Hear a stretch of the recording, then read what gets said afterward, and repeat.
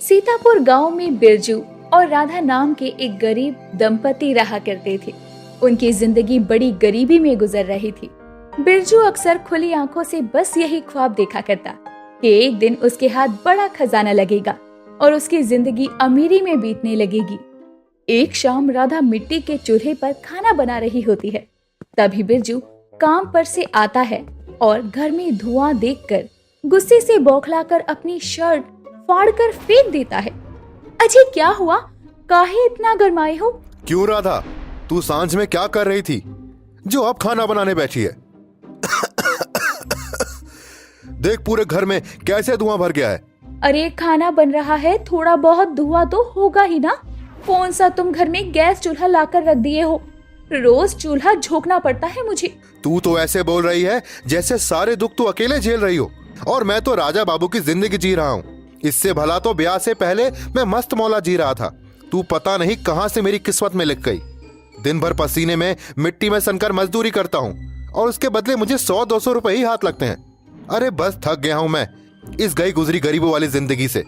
मुझे कुछ बड़ा करना है, कुछ भी बड़ा। अरे पर करोगे क्या? पता नहीं मेरे मंद बुद्धि मर्द के दिमाग में कौन सी नई खिचड़ी पक रही है। तभी बिरजू घर के एक कोने में बड़ी सी हांडी रखी हुई देखता है। आजकल ठंड के मौसम में अंडा मीट मुर्गा बड़ा बिक रहा है, फिर घर में हांडी तो है ही, क्यों ना मैं हांडी चिकन बनाकर बेचूं? बिरजू के दिमाग में हांडी चिकन बेचने की बात जम जाती है। अजी सुझाव तो बड़ा ही अच्छा है, और वैसे भी जिंदगी भर हम दूसरों की चाकरी थोड़ी करते रहेंगे।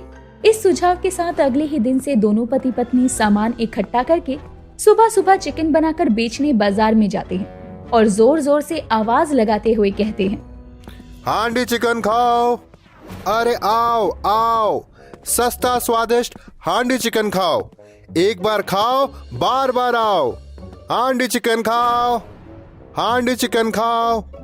हांडी चिकन की खुशबू से भरे बाजार में जितने भी लोग थे वो अब बिरजू के ठेले पर बड़ी भीड़ लगा लेते हैं। तभी सुशीला भी आती है। अरे ओ भैया, हमें भी चखाओ अपनी हांडी चिकन का स्वाद, हम भी तो देखें कैसा बना है तुम्हारा चिकन। अरे बहन जी, ऐसा हांडी चिकन बरेली से लेकर कलकत्ता तक कहीं नहीं मिलेगा, एक बार खा के तो देखो। ऐसा कहकर बिरजू ठेले पर खड़ी औरत को चिकन परोसता है, जिसे खाते ही सुशीला नाम की वो औरत उसकी बड़ी तारीफ करती है। अरे वाह वाह वाह, क्या बढ़िया हांडी चिकन बनाया है तुमने, बड़ा स्वाद है। तभी वहाँ सुशीला की सहेली श्रेया भी आ जाती है। अरे ओ सुशीला, तू यहाँ बाजार में अकेले अकेले चिकन दबा रही है? अरे श्रेया, बहुत ही बढ़िया हांडी चिकन बनाया है भैया ने, जरा खा कर देखो। भैया मेरी सहेली को भी खिलाओ। दोनों ही सहेलियां एक साथ स्वाद ले लेकर हांडी चिकन खाने लगते हैं। अरे ये बिल्कुल ठीक कहा तुमने, ये हांडी चिकन तो बड़ा ही स्वाद और बढ़िया बना है। तभी तो इस कड़ाके की ठंड में इसका दमदार हांडी चिकन खाकर मेरे शरीर में गर्माहट आ गई, और अपने घर में रोज साग सब्जी खा खा कर मैं तो ऊब गई थी। अरे बहन पूछो मत, मैं भी इसी वजह से रोज परेशान हूँ। रोज रोज साग सब्जी खा खा कर मैं तंग आ चुकी हूँ, मगर इस हांडी चिकन वाले का चिकन खाकर अब तो ऐसा लग रहा है जैसे जुबान को इसका चस्का लग गया। ऐसे ही अब बिरजू की कमाई खूब अच्छी होती है, जिसे देखकर राधा भी बहुत खुश होती है।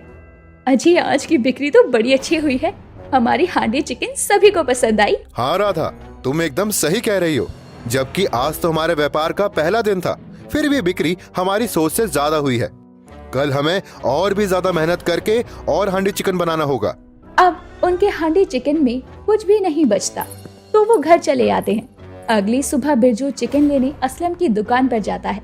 अस्सलाम वालेकुम असलम भाई, जरा 10 किलो मुर्गा काट कर तोल दो। अरे क्या बात है मियाँ, कल तुम 5 किलो मुर्गा ले गए थे और आज तुम 10 किलो मांग रहे हो। घर में कोई दावत रखी है क्या? अरे नहीं नहीं असलम भाई, बस मैंने और राधा ने अपना व्यापार शुरू किया है हांडी चिकन का, तो बस इसीलिए। असलम 10 किलो चिकन तौल देता है, जिसे लेकर वो घर आता है। अजी आ गए आप? मैंने कब का आंच जला रखी है, हांडी भी गर्म हो गई, तुम अब चिकन धोकर चढ़ा दो, तब तक ना मैं मसाला पीस देती हूँ। राधा, मसाले पीसने की कोई जरूरत नहीं। अरे इस हांडी चिकन में मैं खड़े मसाले डालूंगा, जिससे स्वाद और ज्यादा बढ़ेगा और हांडी चिकन बढ़िया बनेगा तो खूब बिकेगा। थोड़ी ही देर में बिरजू चिकन बना देता है और गर्मा गर्म हांडी चिकन अपने ठेले पर लेकर बाजार में आ जाता है। गर्मा गर्म हांडी चिकन खाओ, एक बार खाओगे बार बार आओगे। सस्ता स्वादिष्ट हांडी चिकन खाओ, खुद भी खाओ और घर भी ले जाओ।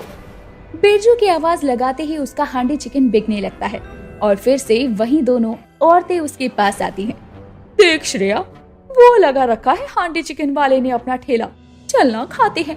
अरे नहीं नहीं सुशीला, आज बड़ी देरी हो रही है, घर जाकर मुझे अपने पति के लिए खाना पकाना है। अरे तो एक काम करते हैं ना, आज हम दोनों भी हांडी चिकन खा लेते हैं और अपने पतियों के लिए घर ले जाते हैं, फिर गर्मा गर्म रोटियां बना कर देंगे। वैसे भी इस कड़ाके की ठंड में इतनी बढ़िया हांडी चिकन कौन छोड़ता है। ये बात सुनकर अब दोनों बिरजू की दुकान पर जाते हैं और सुशीला कहती है, अरे ओ हांडी चिकन वाले भाई साहब, हमको भी चिकन खिलाना। लगता है इन औरतों को मेरा हांडी चिकन पसंद आ गया है। एक काम करता हूँ, इन लुगाइयों को दाम बढ़ा कर बेचता हूँ। अब बिरजू के मन में लालच आ चुका था। बहन जी, ठंड के मारे मुर्गा फार्म बंद है और दुकानदारों ने मुर्गे का दाम भी बढ़ा दिया है, इसलिए मुझे भी चिकन का दाम बढ़ाना पड़ा। अब मैं गरीब अपनी जेब से तो दूंगा नहीं और आखिर में तो मैं 2 पैसे कमाने ही बैठा हूँ। लालची हांडी चिकन वाले की चिकनी चुपड़ी बातें सुनकर श्रेया गुस्से से झुंझला कर बोली, अरे तू क्या सारा दाम आप हमसे ही ऐठेंगे? उफ श्रेया, तेरा बस चले ना तो तू अठन्नी चवन्नी के पीछे भी सर खपाती रहे। कमाने दे बेचारे को 2 पैसे। जाने देना श्रेया, पेट में चूहे कबड्डी खेल रहे हैं, चलना खाते हैं। फिर दोनों हांडी चिकन खाकर अपने पतियों के लिए भी पैक करवा लेती हैं और उनके जाते ही राधा बिरजू से बोलती है, अजी तुमने तो एकदम से हांडी चिकन के दाम ही बढ़ा दिए, तुम तो लालची लग रहे हो। ये बात सुनते ही बिरजू अब पिनक जाता है। अच्छा, तो तुझे मेरा लालच दिख रहा है और मेरी मेहनत नहीं। सवेरे सवेरे गधों की तरह उठूं मैं और ग्राहकों को सस्ते में महंगा माल खिलाऊं। तूने देखा नहीं, मैंने हांडी चिकन महंगा बेचा तब भी उन्होंने खरीदा और कैसे स्वाद लेकर वो लोग खा रहे थे। बस तू देखती जा राधा, इस हांडी चिकन से ही एक दिन हम फास्ट फॉरवर्ड में फेमस हो जाएंगे और अपना अच्छा खासा घर बार बनाकर रहेंगे और फिर मैं राजा बाबू की जिंदगी जीऊंगा। देखो जी, दूर के ढोल सुनने में ही सुहाने लगते हैं, कहीं तुम्हारा लालचीपन हमारा ये व्यापार ले न डूबे। राधा के लाख समझाने पर भी बिरजू के मन का लालच नहीं जाता। दिन गुजरते हैं और अब बढ़े हुए दाम में भी बिरजू की हांडी चिकन बेचते हुए अब उसे 2 महीने हो गए थे। एक दिन बिरजू अकेले ही हांडी चिकन बनाकर बाजार में बेचने जाता है। अजी आप आ गए, अभी तो शाम भी नहीं हुई, आप इतनी जल्दी घर कैसे आ गए? क्योंकि राधा सारा हांडी चिकन बिक गया, इसलिए मैं घर आ गया। अब मैं वहां रहकर आखिरकार करता भी क्या, और वैसे भी बहुत ज्यादा ठंड हो रही है। सारा हांडी चिकन बिक गया, मगर उतना मुनाफा नहीं हो रहा है राधा कि हम जल्दी से अपना पक्का मकान बना सकें। अजी ईश्वर की दया होगी तो हम अपने इस हांडी चिकन के व्यापार से ही जल्दी अपना घर द्वार भी बना लेंगे। जब बूंद बूंद से सागर भर सकता है तो पाई पाई जोड़कर हम एक घर भी तो बनवा सकते हैं। बस तुम ऐसे ही मेहनत करते रहो और लालच मत करना। ऐसे ही दिन बीतते हैं, मगर बिरजू का लालच कहाँ कम होने वाला था। एक दिन रोज की तरह चिकन लेने जब वो असलम की दुकान पर जाता है तो देखता है कि असलम बहुत सारे चिकन बस 10 और 20 रुपए में दे रहा था। इतना सस्ता चिकन देखकर बिरजू बोलता है, अरे असलम भाई, ये वाला चिकन तोल दो। हाँ, अरे बिरजू मियाँ, ये बासी माल है। तुम्हारी हांडी चिकन के लिए मैं तुम्हें ताजा मुर्गा हलाल करके देता हूँ। अरे नहीं नहीं भाई, तुम यही दे दो। यह चिकन थोड़ी डालूंगा मैं, ये तो बेचारे मेरे गली के कुत्ते हैं, रात भर ठंड में ठिठुरते हैं, काऊ काऊ करते रहते हैं। ये सब माल मैं उनके लिए ही ले जा रहा हूँ। बड़े दिलदार हो तुम यार, ये लो सब कुछ तोल दिया। सस्ता देखकर बिरजू कई दिनों का बासी चिकन बनाता है। हे राम, ये तुम कैसा मुर्गा कटवा कर लाए हो? ये तो बड़ा बासी लगता है। अब तुम लालच के मारे बासी चिकन बनाकर ग्राहकों को खिलाओगे। इससे तो बेचारे भोले भाले ग्राहकों की तबीयत ही बिगड़ सकती है। अरे छोड़ो, तुम्हें उनकी तबीयत की पड़ी है। ये तो देखो इसमें कितनी कमाई होगी। ताजा मुर्गे 250 से 300 रुपए किलो बिक रहा है, जबकि यह मुर्गा मैं 10 से 20 रुपए में खरीद ले आया। राधा बहुत मना करती है, लेकिन लालच में अंधा हुआ बिरजू सभी को वही चिकन खिलाता है। अरे ओ हांडी चिकन वाले, ये कैसा चिकन बनाया है आज तूने? एक पैसे का स्वाद नहीं इसमें। लालची चिकन वाला उससे झगड़ने लगता है। आधे से ज्यादा चिकन चट कर गई हो और कहती हो स्वाद नहीं आ रहा। मुनाफा बनाने के चक्कर में लालची हांडी चिकन वाला ग्राहकों से बिगाड़ लेता है, जिससे अब उसके पास से ग्राहकों की भीड़ भी घटने लगती है। यहाँ तक कि इक्के दुक्के आने वाले ग्राहक जो भी उसका हांडी चिकन खाते वो बीमार हो जाते। इतने पर भी वो लालच नहीं छोड़ता। इस बात की भनक पड़ते ही असलम कहता है, अच्छा, तो लोगों की तबीयत उस लालची बिरजू की हांडी चिकन खाने से बिगड़ रही है, मगर इन भोले भाले लोगों को कहाँ पता कि वह लालची निकम्मा हांडी चिकन कितने दिनों के बासी मुर्गों का बनाता है। आज इसका भेद खोलना ही होगा। असलम बिरजू के ठेले पर आता है और सरेआम बीच बाजार में उसकी इज्जत उतारता है और हांडी चिकन का सच भी बताता है। क्यों रे लालची बिरजू, हांडी चिकन के नाम पर तू बेचारे ग्राहकों को बासी चिकन खिलाकर घबलेबाजी करता है। अरे चप्पल से मारो इसे और जूतों की माला पहनाओ। बिरजू एकदम से डर जाता है। तभी राधा सभी के आगे हाथ जोड़कर खड़ी हो जाती है। नहीं नहीं, मेरे पति को माफ कर दीजिए। मैं वादा करती हूँ ये फिर कभी लालच नहीं करेंगे। आप सभी लोग मुझे माफ कर दो, मैं लालची हो गया था, मगर अब मैं दोबारा ऐसा नहीं करूंगा। मैं कभी मिलावट नहीं करूंगा। उस दिन के बाद से लालची बिरजू सुधर जाता है और बिना किसी घपलेबाजी के मेहनत से हांडी चिकन बेचने लगता है। हरिया एक छोटा सा किसान था जो पालमपुर गांव में अपनी पत्नी और 2 बैलों के साथ रहा करता। वो बैल उसके साथ काफी समय से थे, जिससे हरिया को अब बहुत ज्यादा लगाव भी था। वो उन दोनों बैलों का बहुत अच्छे से ख्याल रखता और समय पर उन्हें दाना पानी भी देता। लेकिन उसकी बीवी रजनी बहुत ही कंजूस थी और हरिया पर हमेशा अपने 2 बैलों की इतनी देखभाल के लिए चिल्लाया करती और उसे बहुत डांटा करती। अरे रजनी, बैलों के पानी का बर्तन खाली पड़ा है, तुमने इसे भरा क्यों नहीं? क्यों सही समय समय पर भर दिया करो, ऐसा मैंने कितनी बार बोला है तुमसे। बेचारे बैल प्यासे मर जाएंगे। हाय दैया, ये बैल कब से बेचारे हो गए? सारा दिन तो चारा पानी मिलता है नहीं, मुझे हजारों काम होते हैं। तुम्हारी तरह सारा दिन इनकी देखभाल में तो नहीं लगा सकती ना मैं। अरे उनके आसपास तुम्हें पूरा दिन कौन भटकने को कह रहा है? बस समय समय पर इन्हें खाना और पानी देती रहा करो, इतना ही तो कहा है मैंने। अभी आप आ गए हैं ना, तो खुद ही पिला दीजिए इन्हें पानी। यहाँ मैं हमारे लिए खाना बनाऊं या इन 2 बैलों को देखूं? तुमसे तो बात करना ही बेकार है। अच्छा, कल जो मैंने पैसे दिए थे उनमें से कुछ पैसे देना जरा। क्यों जी, आपको पैसों की क्या जरूरत पड़ गई? वो बैलों के गले की घंटियां बदलनी है, बहुत पुरानी हो गई हैं, तो सोचा नई ला दूं। हरिया की ये बात सुनते ही रजनी हरिया को घूरने लगती है। अरे इस तरह क्यों घूर रही हो मुझे? घूरू नहीं तो क्या करूं? अरे इतने फालतू पैसे नहीं है मेरे पास कि इन बूढ़े बैलों के गले में घंटियों का खर्चा शुरू कर दूं अब मैं। अरे पर कल ही तो। देखो जी, घर में और भी खर्चे होते हैं, इसीलिए मैं आपको पैसे वैसे नहीं देने वाली। कह दिया सो कह दिया। रजनी बहुत ही कंजूस मिजाज की महिला थी, इसीलिए वो हरिया को पैसे नहीं देती। साथ ही वो बैलों के चारे पानी के खर्चे से भी अब बहुत परेशान थी। बात एक रोज की है, जब रजनी हरिया के लिए दोपहर का खाना लेकर खेत पर जाती है तो देखती है कि बैले खेतों के बीचों बीच ही बैठे हैं। हरिया उन्हें खेत जोतने के लिए उठाने की कोशिश कर रहा था। हाय राम, दोपहर हो गई, अभी तक थोड़ा भी काम नहीं हुआ। कैसी काम चोरी कर रहे हैं आप? काम चोरी मैं नहीं, ये बैल कर रहे हैं। उठ ही नहीं रहे हैं दोनों। उठेंगे कैसे? बूढ़े हो गए हैं दोनों। मैं तो तंग ही आ चुकी हूँ इनसे।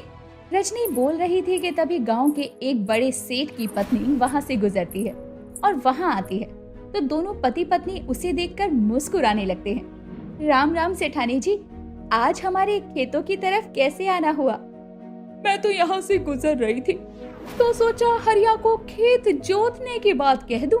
हाँ हाँ सेठानी जी, कल मैं बैलों को ले आऊंगा खेत जोतने के लिए। तुम्हारे बैल तो काफी बूढ़े नजर आते हैं, ये खेत जोत भी पाएंगे या नहीं?